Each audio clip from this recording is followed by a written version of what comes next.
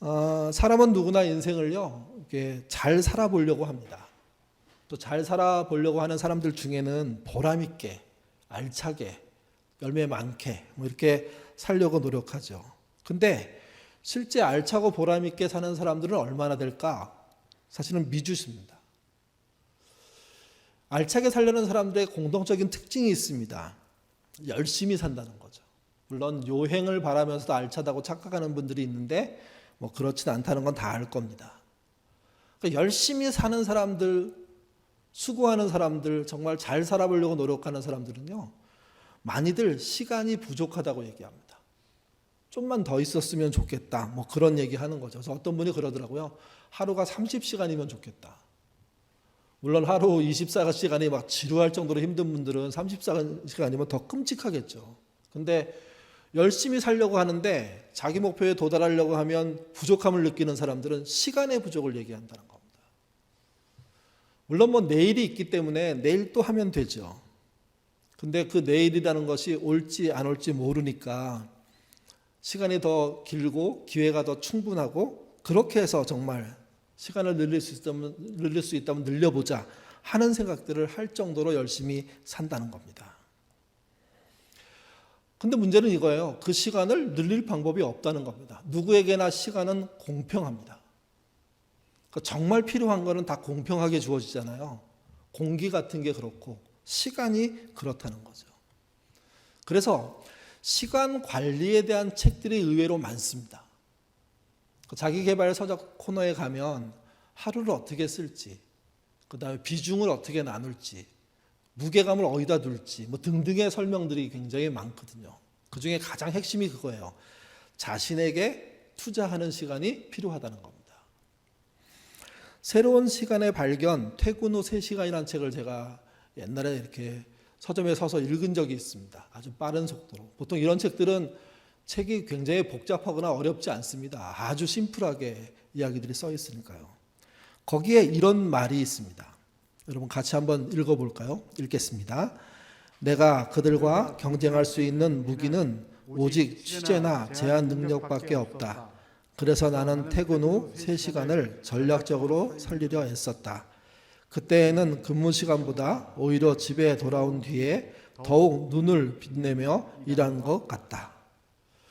이분은 옛날에 저희 유행한 게 있었는데 새벽형 인간, 아침형 인간, 아침에 2-3시간을 자기를 위해서 잘 쓰면 인생이 바뀐다는 얘기 했잖아요. 근데 이분은 반대예요.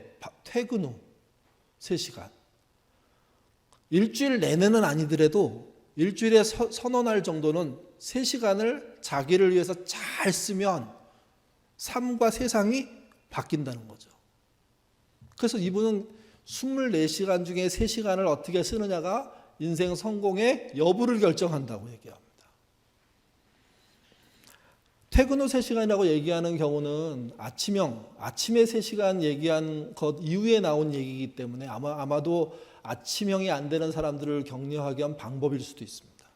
근데 어쨌든 24시간 중에 3시간을 자신을 위해서 쓰는 것이 결코 나쁘지 않고 유리하다는 거죠. 근데 이 맥락은요, 신앙에서도 비슷합니다. 하루에 24시간 중에 얼마만큼의 시간을 하나님과 내가 만나는 시간으로 편성하느냐, 그리고 그것을 완료하느냐, 이게 인생을 또 삶을 정말 그분의 뜻에 따라 살 때는 꼭 필요하다는 거. 그래서 세속적으로 연구했던, 신앙적으로 연구했던 분명한 맥락은 한 가지입니다. 정말 인생을 잘 살고 싶다면 자신이 가장 중요하게 자신을 관리할 시간이 필요한데 하루, 매일 그런 일들이 벌어져야 되고 그게 2-3시간, 3-4시간이 돼야 된다는 거죠. 여러분들은 여러분 스스로를 관리하십니까? 돌아보십니까? 홀로 있는 시간 만드시고 하나님과 대면하십니까? 우리의 인생이 고달퍼진 건요, 이런 시간들을 잃어버렸기 때문입니다. 물론 뭐 큐티 30분 하고 기도 30분 하면 되겠죠. 근데 더 잘 살아보려고 한다면 좀 더 진지하게 긴 시간들을 여러분과 또 하나님 앞에서 사용하셔야 된다는 겁니다. 오늘 본문은요, 시간에 대한 하나님의 약속, 시간을 어떻게 쓰느냐에 대한 이야기, 그게 들어있는 본문입니다. 그래서 이 본문에 대한 이야기는 몇 차례, 최근에도 말씀을 드렸죠. 같이 요절이 되는 우리 5장 15절에서 16절 읽어보겠습니다. 그런즉 너희가 어떻게 행할지를 자세히 주의하여 지혜 없는 자 같이 하지 말고 오직 지혜 있는 자 같이 하여 세월을 아끼라. 때가 악하니라. 세월을 아끼는 것이 지혜 있는 자의 삶이라는 겁니다. 이 세월은 또 시간이라는 이야기입니다. 시간을 아끼는 것이. 15절에 지혜 없는 자, 이 말은요, 경솔한 사람을 말합니다. 그리고 17절에 나오는 어리석은 사람을 말합니다. 여기서 어리석었다는 뜻은 머리가 나쁘다는 뜻이 아니에요. 자신의 지혜, 자신의 삶으로 충분히 뭔가 생각해낼 수 있고 도전해낼 수 있는데 그런 거를 안 하는 사람이라는 거죠. 그리고 한 걸음 더 뒤로 물러서서 더 나쁜 상태에 빠진 사람을 말합니다. 11절부터 14절 같이 읽겠습니다. 너희는 열매 없는 어두움의 일에 참여하지 말고 도리어 책망하라. 그들이 은밀히 행하는 것들을 말하기로 부끄러운 것들이라. 그러나 책망을 받는 모든 것은 빛으로 말미암아 드러나나니 드러나는 것마다 빛이니라. 그러므로 이르시기를 잠자는 자여 깨어서 죽은 자 가운데서 일어나라. 그리스도께서 너희에게 비추시리라 하셨느니라. 일반적인 삶에서 사람은 여기 나와 있는 것처럼 어두운 속에 있는 사람, 은밀히 부끄러운 걸 행하는 사람, 그런 사람으로 살고 있고 그들을 다른 말로 표현하면 잠자는 자라고 표현합니다. 그러니까 신앙에서는 기본적으로 사람은 잠자는 존재예요. 죄 속에 있기 때문에, 타락했기 때문에. 근데 하나님은 거기서 건져내시기를 바라는 거예요. 근데 하나님의 건져냄은 하나님 혼자만의 일이 아니라는 겁니다. 물론 하나님이 먼저 하시죠. 선행하시죠. 그래서 건져낼 수 있는 길들을 다 열어주십니다. 그게 예수님을 믿는 것이고 예수님을 따라 사는 겁니다. 그러니까 이 건져 올림에 대한 삶을 당신이 준비해 놓으셨다는 거예요. 그래서 거기 보시면 그 건져낸 삶을 만드신 그분이 너희에게 비춰주겠다고 얘기합니다. 제일 끝에 부분에. 그게 인도하겠다는 뜻이거든요. 인도하겠다는 뜻. 그러니까 내가 다 건져 올려놨어. 그러니까 너희가 내 대열에 참여해야 돼. 그러면 내가 분명히 너희한테 해줄 게 있어. 너희에게 길을 비춰주겠다는 겁니다.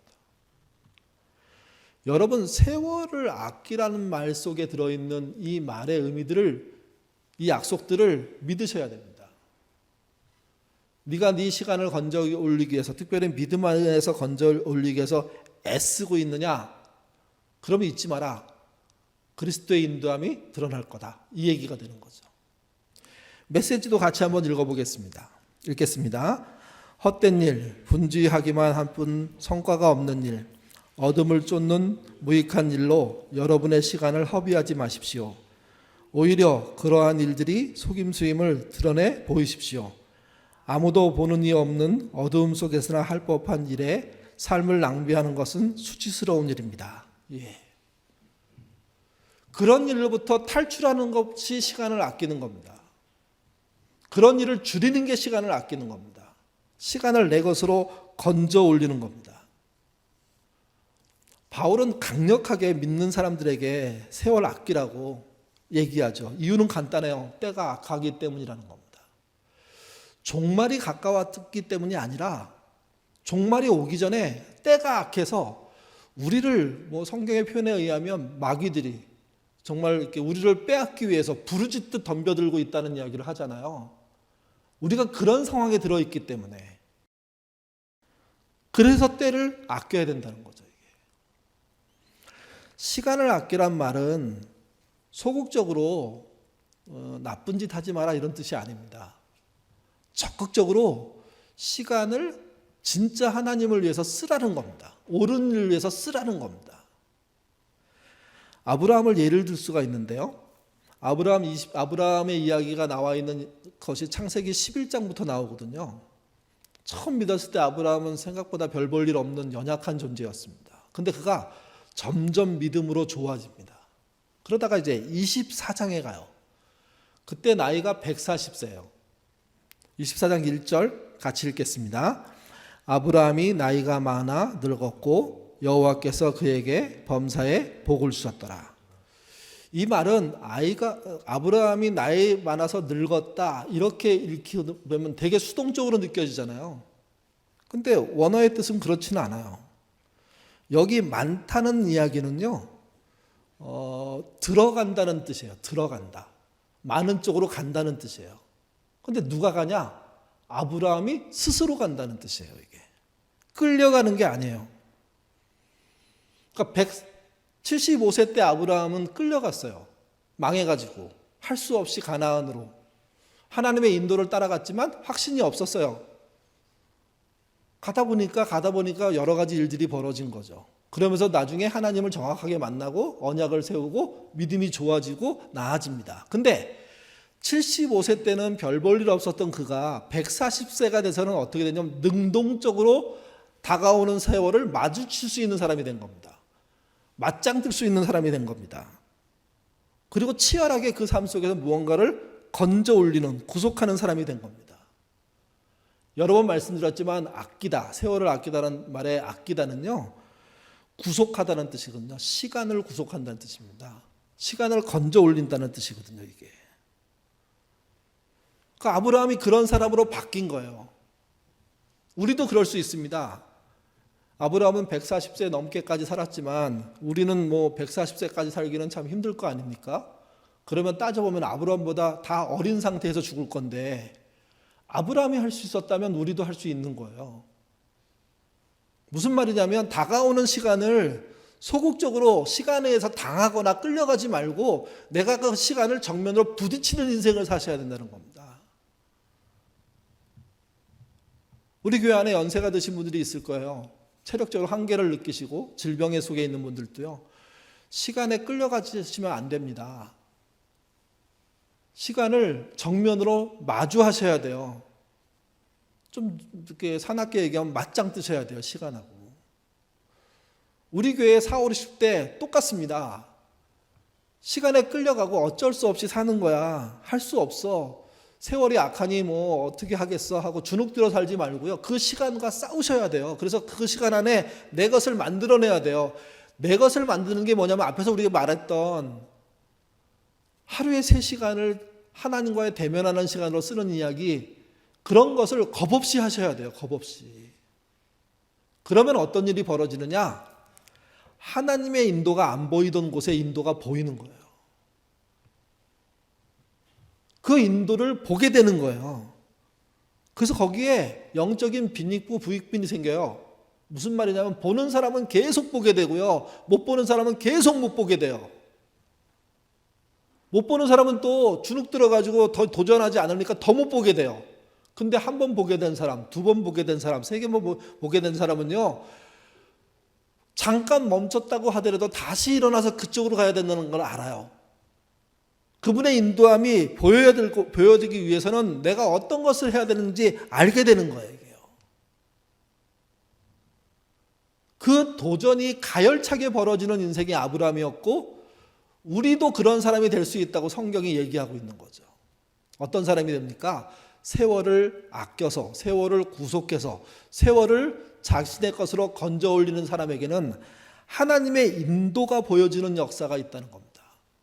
그걸 약속해 주신 거예요. 그걸. 시간을 구속하면 하려면 어떻게 해야 되느냐? 3가지 생각할 수 있습니다. 첫 번째, 주의 뜻이 무엇인지 이해하셔야 됩니다. 17절 말씀 같이 읽겠습니다.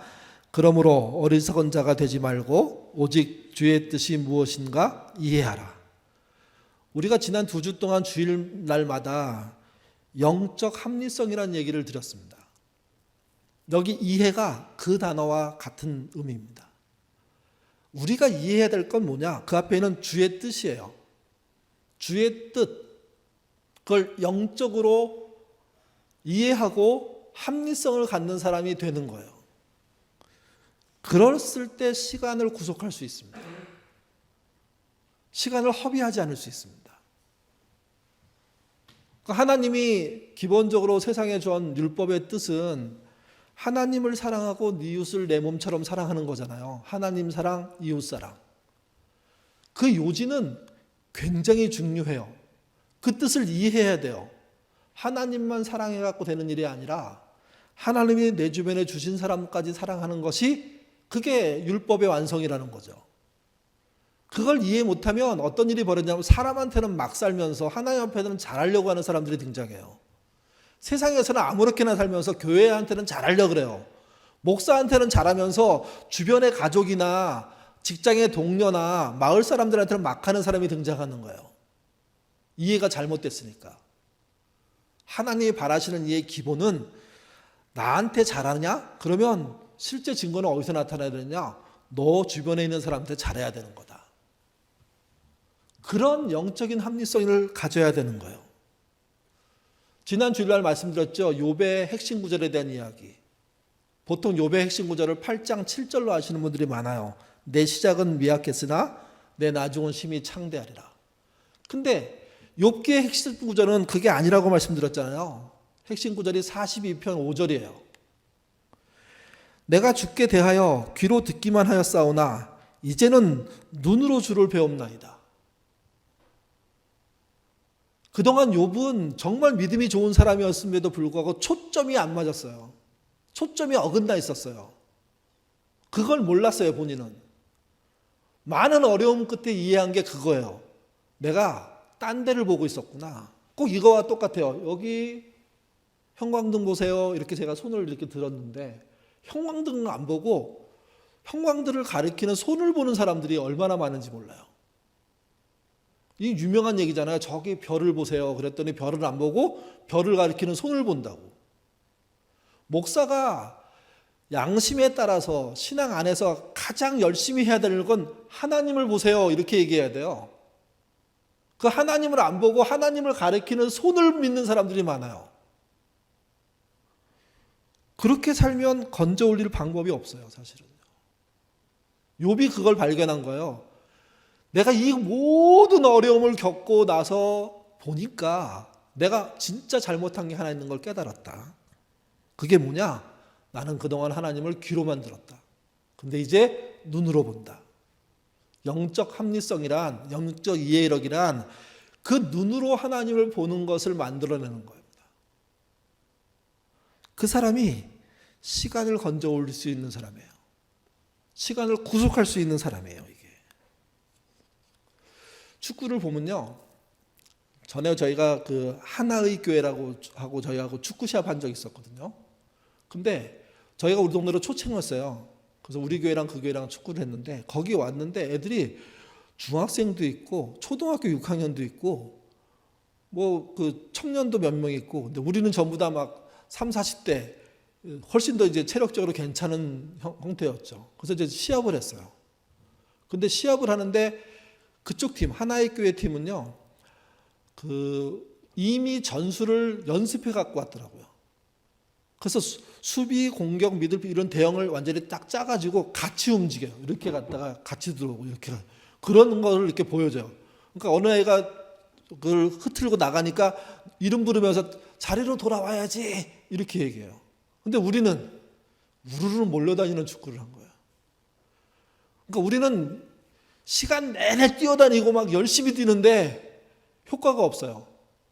그 사람들은 자기 대응을 딱 갖추고 난 뒤에 앞으로 갔다 뒤로 빠졌다를 하는데 덜 뛰고도 전술적으로 유리하게 상황이 되고 시간이 좀 지나니까 우리는 체력적으로 무너지고 저쪽은요 체력이 남아요. 결국은 우리가 무참해졌죠.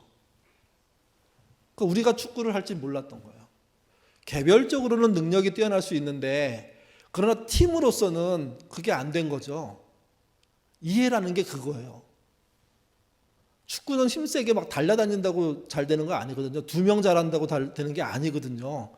팀이 한꺼번에 움직여야지 그 넓은 운동장에서 골을 낼 수가 있는 건데 그래서 결국은 처음에는 저희가 뭐 이기는 비슷비슷했는데 후반전 가니까 완전히 차이가 나서 지는. 그게 축구에 대한 이해력이 우리 팀에 대한 이해력이 우리가 떨어진 거 아닙니까? 신자는요. 주의 뜻이 무엇인지 이해하는 것에서 전문가가 돼야 됩니다. 그런 일을 통해서 많이 하나님께 가까이 가야 됩니다. 그래야지 어리석은 자가 안 되는 겁니다. 그래야 시간을 건져 올릴 수 있는 겁니다. 두 번째는요, 다른 것에 취하지 말고 성령의 충만을 받아야 돼요. 성령에 취해야 돼요. 이게 18절에서 20절 말씀 같이 읽겠습니다. 술 취하지 말라. 이는 방탕한 것이니 오직 성령으로 충만함을 받으라. 시와 찬송과 신령한 노래들로 서로 화답하며 너희의 마음으로 주께 노래하며 찬송하며 범사에 우리 주 예수 그리스도의 이름으로 항상 아버지 하나님께 감사하며. 성령 충만하고 뭘 비교했냐면 술 취한 거를 비교했습니다. 분명히 이런 건 맞는 것 같아요. 술에 취하면 성령에 취할 수는 없습니다. 술이 우리 몸 안에 가득 차면 성령을 따라갈 수 있는 방법은 없죠. 성령이 들어올 수도 없다는 겁니다. 이걸 좀 더 확대하면 이런 거예요. 과음이었잖아요. 과식하면 어떨까요? 과식하면 우리 전에 그 아둘람 모임 할 때 그 베네딕트 그 기도문 저희가 그 교독하지 않았습니까? 거기 보면 과식에 대한, 과음에 대한, 과욕에 대한 이런 얘기가 쭉 나오잖아요. 그분들이 왜 그런 기도를 과거부터 오랜 고대 시간부터 했을까요? 명확해요. 과음, 과식, 과욕의 상태에서는 절대로 성령의 충만함을 경험할 수 없기 때문이에요. 근데 과식, 과욕, 과음이라는 게 뭐냐면 우리 몸에 불필요한 걸 과다하게 채우는 거거든요. 술은 적절히 쓰면 약이 된다고 성경에 써 있습니다. 실제 그래서 권합니다. 적절하게 술을 약용으로 쓰라고. 그러니까 술의 용량이 정해져 있고 한계가 정해져 있고 적절히 쓰는 게 필요한 거죠. 근데 그게 넘어가 버리면 그건 약이 아니라 그 사람을 오히려 망가뜨리지 않습니까? 술처럼 우리를 취하게 하는 것들을 우리 몸에 채우는 것을 여러분 자제하셔야 됩니다. 그래서 그 베네딕트 그 기도문에 보면 뭐 금식이란 표현도 있고 절식이란 표현도 있고 무언가 정말 좀 이렇게 덜 찬 상태에서 하나님을 바라보고 수고하고 노력하는 게 필요하다고 계속 강조하죠. 성령 충만은요, 몸에 채워지는 것이기 때문에 그렇습니다. 우리가 성령 충만할 수 있느냐? 우리는 그렇게 할 수는 없죠. 그렇지만 우리가 절식하고 과식, 과음하지 않고 우리의 마음을 비우고 시간을 비워서 그분을 바라볼 때 그분이 우리에게 찾아와서 우리에게 채워지는 역사, 이게 시간을 건져 올릴 때 굉장히 중요한 겁니다. 우리가 그분의 성령의 체험을 할 수 없으니까 그럼 우리는 가만히 있어야 될까요? 아니요. 그래서 필요한 게 이 본문에 나오는데요. 찬양하는 걸 필요하다고 얘기하고 감사하는 게 필요하다고 얘기합니다. 더 플러스 시키면 성경을 보는 게 필요한 거죠. 그걸로 우리를 채우려고 노력하는 수고를 계속 쌓을 때 우리 안에 성령의 충만이라는 역사가 나타날 수 있게 되는 것이고 그게 하나님의 인도함이죠. 그 성령의 충만이 나타났을 때 뭘 할 수 있느냐? 건져 올릴 게 생긴다는 거예요.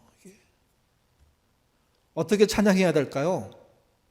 그분을 높이는 찬양을 해야 되겠죠. 그런데 동시에 공평과 정의의 찬양들을 하셔야 됩니다. 그분께 감사해야 돼요. 동시에 공평과 정의의 감사들이 우리에게 존재해야 됩니다. 그럴 때 그 결과로 성령의 충만함들이라는 게 생기는 겁니다. 그러면 건져 올릴 일들이 벌어집니다. 세 번째로요, 시간을 구속하려면 어떻게 해야 되느냐? 피차 서로 복종하라고 얘기합니다. 21절 같이 읽겠습니다. 그리스도를 경외함으로 피쳐 복종하라. 피차란 서로잖아요. 상대방이 있고 서로가 함께하는 걸 말합니다. 복종은요, 뜻이 아래에 두다는 뜻이에요. 그러니까 복종을 내가 해야 되니까 내가 아래로 들어간다는 이야기입니다. 근데 여기는 뭐라면 피차 아래로 들어가는 복종을 해라. 그것이 시간을 건져 올릴 때 가장 중요하다 이렇게 말합니다. 메시지는 이렇게 번역했습니다. 그리스도를 경외하는 마음으로 서로 예의 바르고 공손하게 대하십시오. 여러분, 아무리 화가 나도 예의 바르고 공손함이 중요합니다. 그 예의 바름 없이, 공손함 없이 뭔가를 할 수 있다. 성령을 충만할 수 있다. 불가능합니다. 교만한 마음에 성령이 충만되면요, 그게 결국은 사이비 교주되는 거잖아요. 영적 학대자 되는 거 아닙니까? 그래서 잊지 않으셔야 돼요. 타인에 대해서는 피차 복종이에요. 서로 이야기를 들어주려고 해야 되는 거지 내 의견을 관찰하려고 그러면 안 된다는 겁니다. 이야기를 들어주려고 그 밑에 서는 사람에게 세월을 건질 수 있는 기회들이 더 많아지고 실제 세월을 구속할 수 있는 일들이 벌어진다는 거죠. 말씀을 정리하면 이렇습니다. 시간의 구속은요, 주의 뜻이 무엇인지 이해하는 게 제일 중요하고요. 두 번째, 성령의 충만을 받으려는 열심과 노력, 찬양과 감사가 있어야 됩니다. 마지막으로 사람들에 대해서는 사람들 아래 피차 복종하는 삶을 살려고 노력해야 된다는 겁니다. 이 말은 이런 말이에요. 세월은 거저 아껴지는 게 아니라는 겁니다. 애쓰는 사람에 의해서, 쓰려고 하는 사람에 의해서, 잡으려고 하는 사람에 의해서 되는 거예요. 특별히 신앙인으로서 우리에게 주어진 시간을 아무렇게나 막 흘려보내면서 은혜 중에 살겠다? 영적 합리성을 갖겠다? 말도 안 되는 겁니다. 24시간 중에 모든 시간을 그렇게 할 수 없다고 하더라도 정말 주님의 뜻을 붙잡고 성령 충만하기 위해서, 복종하기 위해서 애쓰는 노력들을 하는 사람만이 시간을 건져 올립니다. 그러면 어떤 일이 벌어질까요? 아까 말씀드렸죠. 하나님의 인도를 눈앞에서 보게 됩니다. 저는 오늘날 우리 교회도 그렇지만 한국교회의 가장 안타까움은 이렇게 해서 얻어지는 하나님의 인도함이 뭔지 몰라요. 옛날에는 얻었는데, 알았는데, 경험했는데 잊어버렸어요, 완전히. 그리고 헷갈려해요. 혼돈해요. 마음대로 얘기해요. 인도함이 뭐 있다느냐 없다느냐. 아니요, 인도함은 있어요. 근데 믿는 자에게 하나님의 인도함, 세월을 구속하는 자, 건져 올리는 자에게 해주겠다고 약속했습니다. 그래서 우리의 시간들을 구속시키기 위해서, 건져 올리기 위해서 노력해야 되는 겁니다. 어느 날 어떤 사람이 은행에서 전화가 왔어요. 어떤 사람에게. 근데 전화가 되게 이상했어요. 당신 앞으로 어떤 사람이 1,440만 원을 입금했다는 거예요. 그리고 입금자가 메시지를 전했대요. 입금한 금액을 오늘 다 사용하라고. 만약에 사용하지 않으면 가져가겠다고. 갑자기 이 이야기를 들어보고 통장을 찍어보니까 진짜 1,440만 원이 들어와 있어요. 근데 이게 무슨 뜻인지 이해를 못 해가지고 그날 꺼내지도 못하고 그냥 두고 하루가 지나간 거예요. 다음날 아침에 다시 또 은행에서 전화가 왔어요. 다시 당신의 앞으로 1,440만 원이 입금됐다고. 그리고 어제 입금된 1,440만 원은 도로 찾아갔다고. 그리고 그분이 이렇게 말했다고. 오늘은 돈을 찾아서 꼭 쓰라고. 안 그러면 가져가겠다고. 미심쩍지만 이해가 잘 안 되지만 그 사람이 가서 돈을 찾았어요. 진짜 인출해 준 거예요. 기분 좋게 다 썼어요. 다음날 또 전화가 왔어요. 다시 1,440만 원이 입금됐다고. 오늘 또 쓰라고. 이 일이 반복돼요, 계속. 처음에는 돈을 쓰니까 좋아서 막 썼는데 돈을 쓸수록 부담스럽고 생각이 생기는 거예요. 야, 이게 도대체 무슨 돈이고 나한테 왜 이런 혜택이 있지? 이걸 어떻게 해야 되지? 이 돈을 귀하게 쓰는 방법은 없나?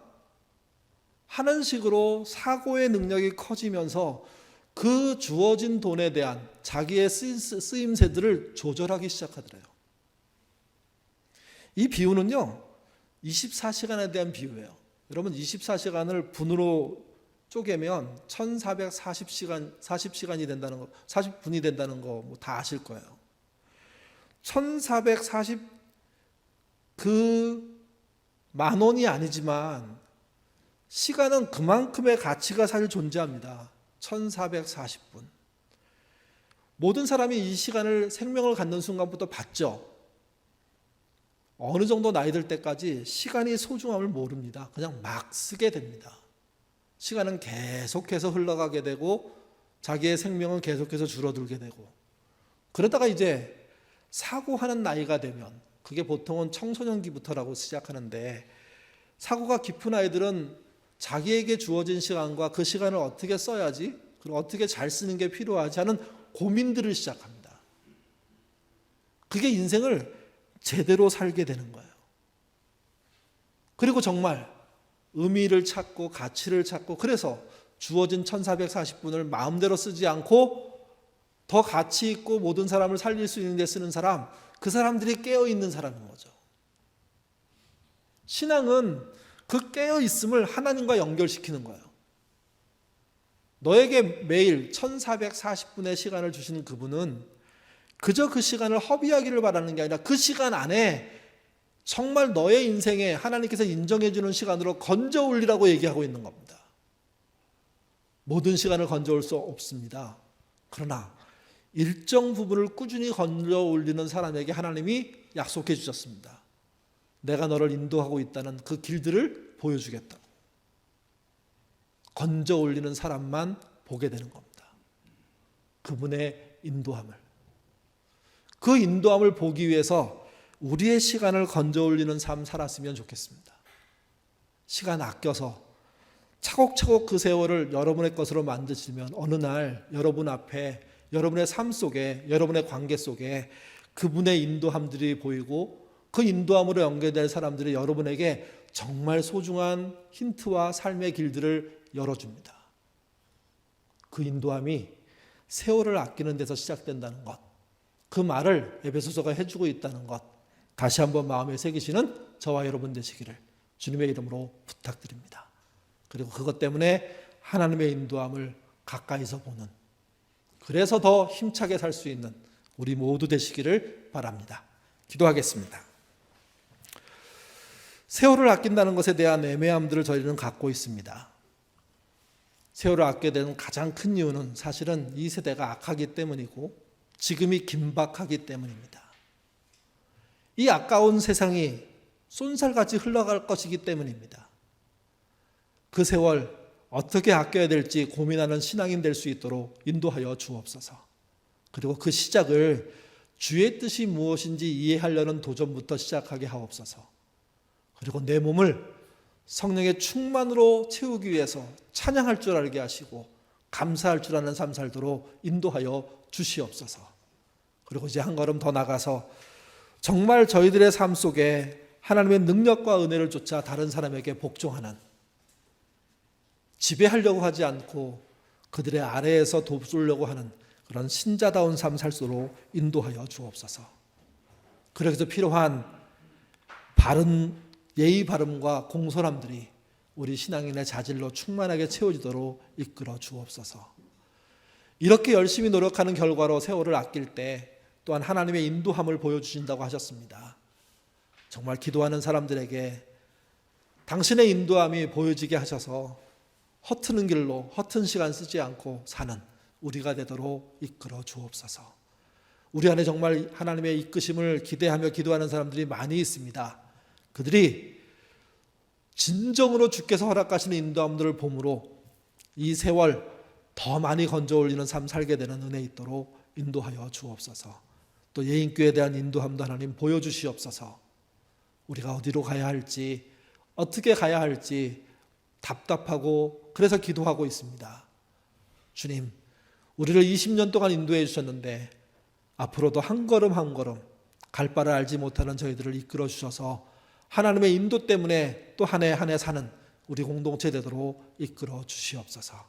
감사하며 예수님 이름으로 기도드립니다. 아멘.